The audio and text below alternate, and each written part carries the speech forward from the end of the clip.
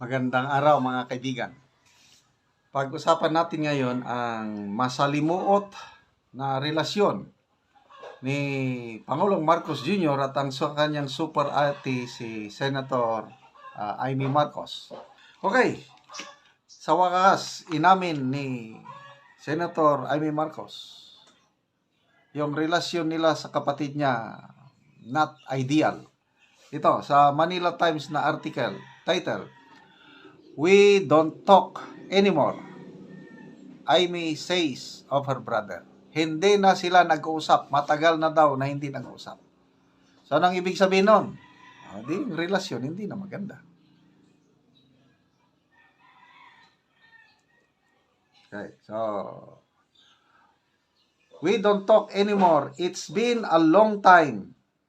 Yan ang sabi ni Senator Amy.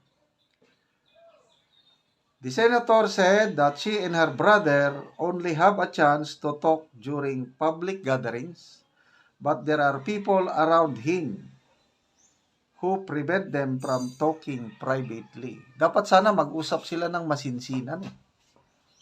Kapatid sa kapatid. Para sa kapakanan ng taong bayan. Kaya lang, hindi nangyayari. Many, sabi ni Senator Amy, many around him block our conversation. So, anong ibig sabihin ng block? Ikaw ang presidente? Who can prevent me? Kung ako ang presidente, who can prevent me from talking to my manang Amy? May pumipigil. Anong klaseng pangulo ka na hindi mo pwedeng kausapin ng kapatid mo? Anong ibig sabihin nun? Pumipigil. May mas makapangyarihan sa pangulo. Huwag kayong mag-usap. Hindi pwede yan. Grabe, ano? So, di ba, kultura nating Pilipino, yung family-centered, yung value of family, nandyan. Kalaban mo ng lahat, wag lang yung pamilya mo. Yun ang aming sa families. We value our relationship. Nag-uusap-usap. Nagmamahalan. So ito, masakit na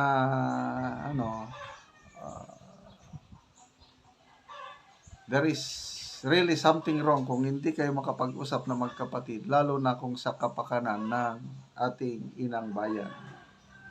She also clarified that she has no grudge against her brother for not mentioning her name at a recent Alyansa rally in Cavite. Wala na, kasi in fairness to Senator Amy, itong ginawa niya na Senate investigation para tungkol sa pag-aresto kay Manang Amy, ako saludo ako. Although too late, parang huli na. Kaya lang at least naibulgar yung walang coordination ng mga government officials, paiba-ibang sinasabi. At least nagkakaroon ng konting liwanag. So, wala na. Hindi na siya binanggit ng kanyang ading. Okay lang daw sa kanya, wala siyang grudge. Ano pa? It's fine with me, sabi niya. There's no problem with that. It's okay because I'm focused on investigating the PRRD's transfer from the Philippines to the Hague.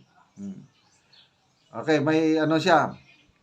Despite, ito na, magandang sinabi niya, despite the ongoing political campaigns, the issue is crucial for our countrymen, overseas Filipino workers, and laws.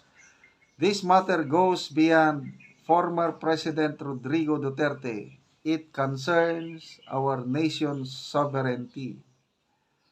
Diba? They say the law should prevail, sabi ni Senator Amy. Right? But whose law? Ours or theirs? When did the Philippines become a province of The Hague? Para bang naging probinsya na tayo ng Netherlands o The Hague? Kasi nga, dating Pangulo, bigla na lang itinurn over, free transportation, jet plane pa. O, bahala na kayo. Sabi naman ng DOJ Secretary, hindi natin isinorender ang ating soberenya. Isinorender lang natin ang isang Pilipino. Dating presidente. So kung nagawa nila yun sa isang dating presidente, how much more sa atin na mga ordinaryong tao? Di kaya rin nilang gawin. Yun na. So, ano pa ba ang saysay ng magiging malaya na hindi ka kayang protektahan ng iyong bansa?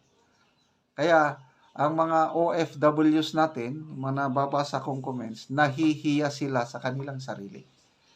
Sa Malaysia, yung isang OFW, sabi niya, bakit nyo ginawa yan sa inyong presidente? Sinisingil sila eh. Kaya, walang magawa yung mga OFWs dahil they're just watching.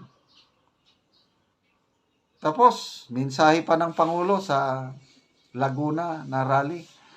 Kapayapaan, hindi pag-away-away, hindi pang-aapi, yan ang gusto ng administrasyong ito.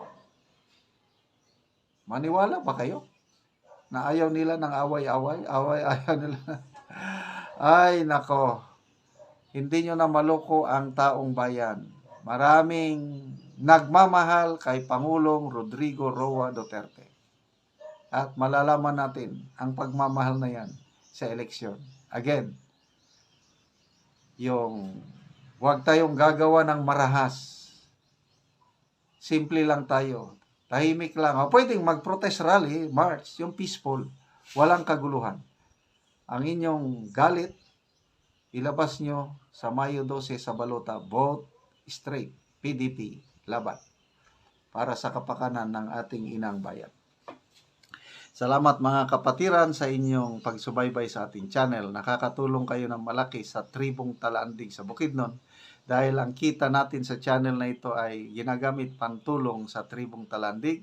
Namimigay tayo ngayon ng libreng yero at pako para ma-repair ang sira-sirang bahay ng tribo. Panoorin nyo ang video na ito.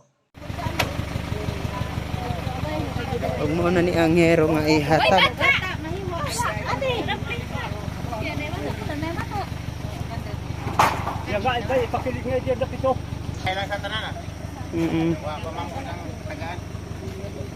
So 150 ni tanan ka hero ang butang dire. So magbahin-bahin dayon karon kining natipok ng mga tao kini karon ang magkuha og kada isa ani tag na pulo.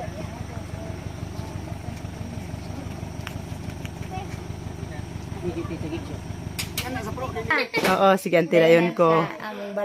Bulsot. Ug mo na ni ang mas ngit-ngit na mo na ni ang makita sa ilang atop ni ante. So mo na ni siya ang gitagaan o gero karon.